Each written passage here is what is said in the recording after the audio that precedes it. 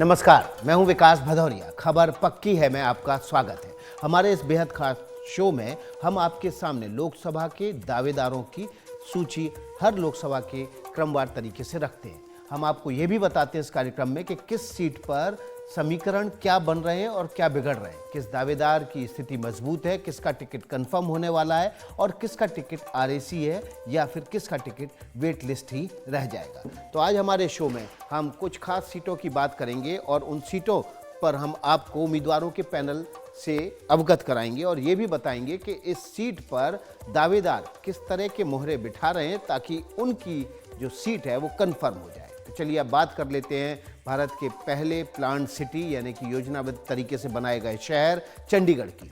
पंजाब और हरियाणा दोनों राज्यों की राजधानी है। इसके अलावा केंद्र शासित प्रदेश भी है। इसे 1949 में जाने माने फ्रेंच आर्किटेक्ट ले कार्बुजिएर ने तैयार किया था और प्रधानमंत्री उस समय के प्रधानमंत्री जवाहरलाल नेहरू के कहने पर इसे डिजाइन किया गया था। चंडीगढ़ को 20वीं सदी के शहरी योजना वास्तुशिल्प के बेहतरीन नमूनों में गिना जाता है। तो चलिए शहर की बात की हमने, अब इस लोकसभा की बात कर लेते हैं और चुनावों में यहाँ पर क्या हाल रहा है वो आपके सामने रख देते हैं। 2019 में भारतीय जनता पार्टी की किरण खेर चंडीगढ़ से सांसद चुनी गई थी। किरण खेर ने कांग्रेस के पवन कुमार बंसल को हराया था। चंडीगढ़ में कुल उस समय 4,56,000 से ज़्यादा वोट पड़े थे और किरण खेर को 2,31,000 से ज़्यादा वोट मिले थे और उनके निकटतम प्रतिद्वंदी पवन कुमार बंसल को उस समय 1,84,000 से ज़्यादा वोट मिले थे। लिहाजा किरण खेर 46,970 वोटों के अंतर से जीत गई थी। तो ये हमने आपको पिछले लोकसभा चुनाव का हाल बताया। अब उम्मीदवार मीटर क्या कह रहा है ये भी आपके सामने रख देते हैं और देख लेते हैं किसकी दावेदारी इस बार किस पार्टी से मजबूत है। चंडीगढ़ से भारतीय जनता पार्टी की तरफ से टिकट पाने वाले कई दावेदार हैं। सबसे पहला नाम मौजूदा सांसद किरण खेर का है। उनको टिकट फिर से दिया जा सकता है। मशहूर अभिनेत्री हैं और यहाँ के सांसद होने के नाते उनकी दावेदारी सबसे ज़्यादा मजबूत मानी जा रही है। बीजेपी के ही संजय टंडन जो कि हिमाचल प्रदेश बीजेपी के सह प्रभारी हैं, लंबे अरसे तक शहर के पार्टी अध्यक्ष रहे हैं, उनके नाम की दावेदारी भी यहाँ पर मजबूत मानी जा रही है। इसके अलावा अरुण सूद चंडीगढ़ के मेयर रह चुके हैं, पिछले 3 साल से शहर बीजेपी के अध्यक्ष हैं। इनकी दावेदारी भी यहाँ पर मजबूत मानी जा रही है और चंडीगढ़ के एक पुराने और नेता हैं सत्यपाल जैन। 1996 से 1998 के बीच वो यहाँ से सांसद रहे हैं। फिलहाल वे देश के अतिरिक्त महाधिवक्ता हैं। उनकी दावेदारी भी इस सीट पर मजबूत मानी जा रही है। अब देखते हैं कि इस सीट से विपक्ष का उम्मीदवार कौन है जो सबसे ज्यादा मजबूत दावेदारी पेश कर रहा है। कांग्रेस की तरफ से एक बार फिर से पूर्व रेल मंत्री पवन कुमार बंसल को टिकट दिया जा सकता है। उनकी दावेदारी यहां पर मजबूत मानी जा रही है। वे कांग्रेस के वरिष्ठ नेता हैं। किरण खेर से वे पिछली बार हालांकि किरण खेर से वे हार गए थे, लेकिन 2004 से पहले 1999 और 2009 में इसी सीट से वे सांसद चुने गए थे। इसके अलावा कांग्रेस के हरमोहिंदर सिंह लकी को भी यहां से मजबूत दावेदार माना जा रहा है। हरमोहिंदर सिंह लकी चंडीगढ़ कांग्रेस के प्रदेश अध्यक्ष रह चुके हैं। और अब बात करते हैं सिखों के पवित्र स्वर्ण मंदिर के नगर अमृतसर का। ये पंजाब का दूसरा सबसे बड़ा शहर है। इसकी स्थापना सिखों के चौथे गुरु रामदास ने की थी। अमृतसर का नाम आज़ादी की लड़ाई से भी जुड़ा हुआ है। यहीं पर जलियांवाला बाग हत्याकांड हुआ था। तो 2019 की बात कर लेते हैं। 2019 में यहाँ से कांग्रेस के गुरजीत सिंह औजला सांसद चुने गए थे। उन्होंने बीजेपी के हरदीप सिंह पुरी को हराया था।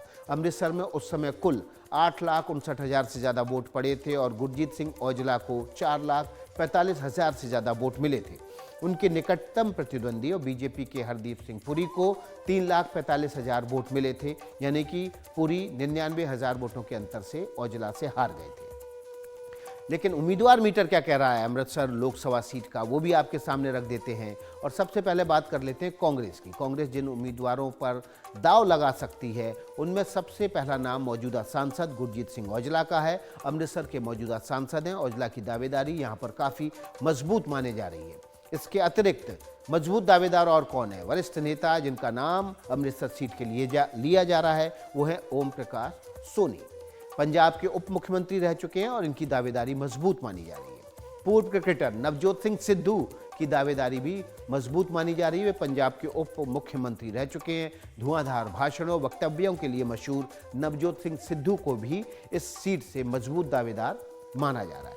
अब देखते हैं अमृतसर सीट से बीजेपी गठबंधन किसे खड़ा करती है, वो भी आपके सामने रख देते हैं। हालांकि अभी अकाली दल से गठबंधन हुआ नहीं है, लेकिन अगर बीजेपी की तरफ से नाम आएगा तो वो नाम हो सकता है पूर्व राजनयिक तरनजीत सिंह संधू का।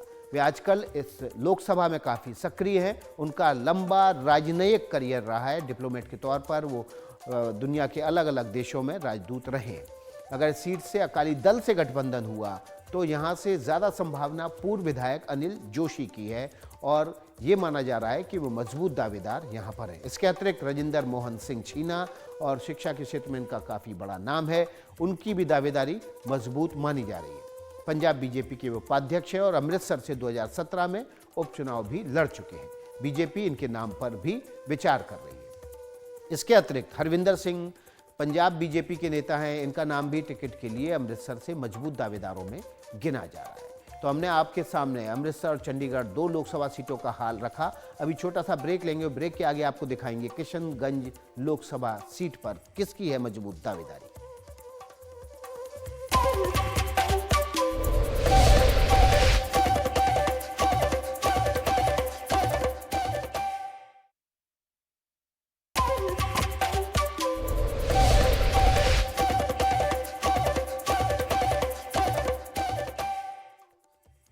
ब्रेक के बाद आपका स्वागत है और बिहार के किशनगंज जिले की बात कर लेते हैं। यहाँ पर बिहार का ये इकलौता मुस्लिम बहुल वाला ज़िला है। पहले ये नेपाल का हिस्सा था और इसका नाम नेपालगढ़ था। फिर मुगलों ने इसे जीतकर अपने राज्य में मिला लिया।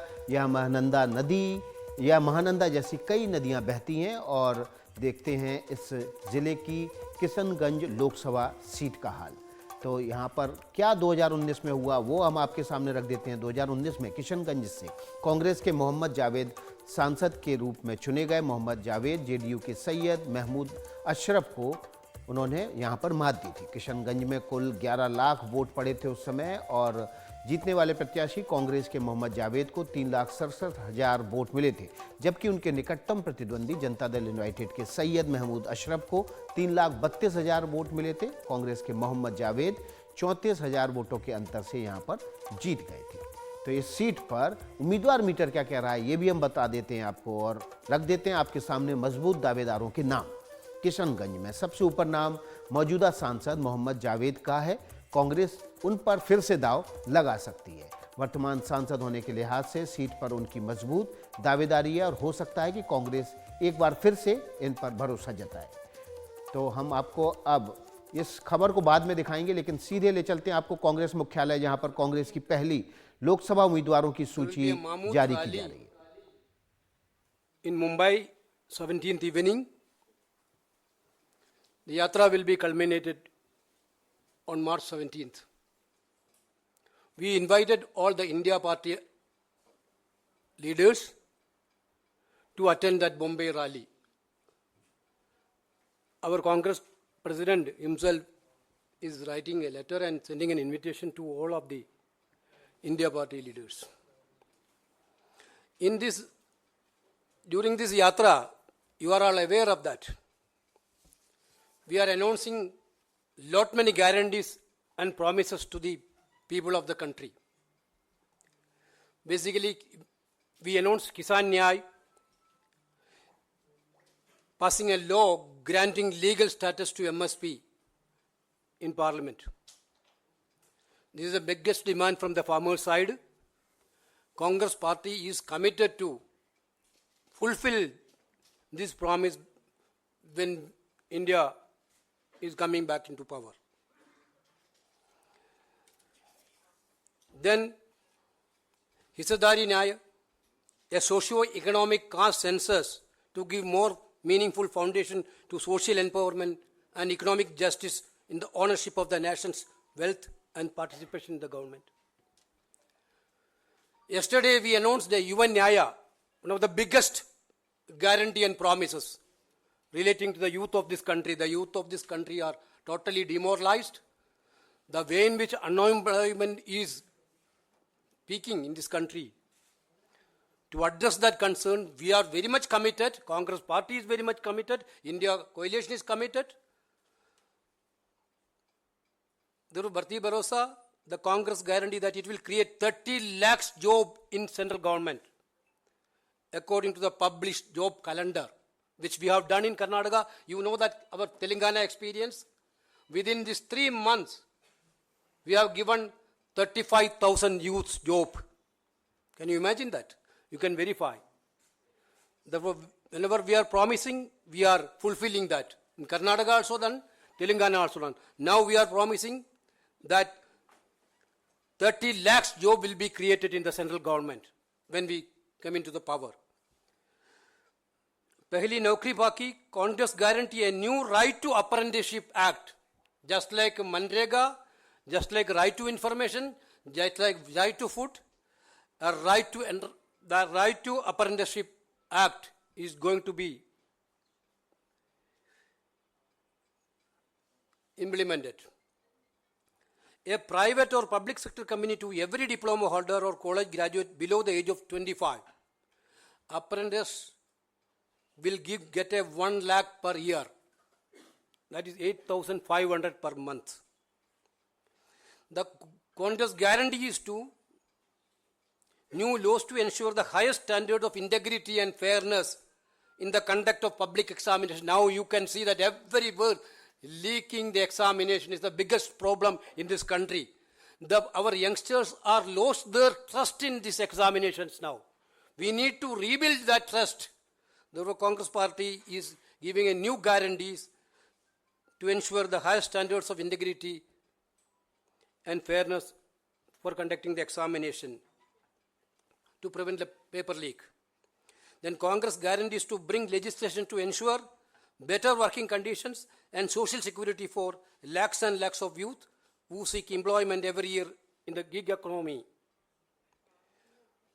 The Congress will create rupees 5,000 crore corpus with allotment spread across all districts of the country for a period of 5 years.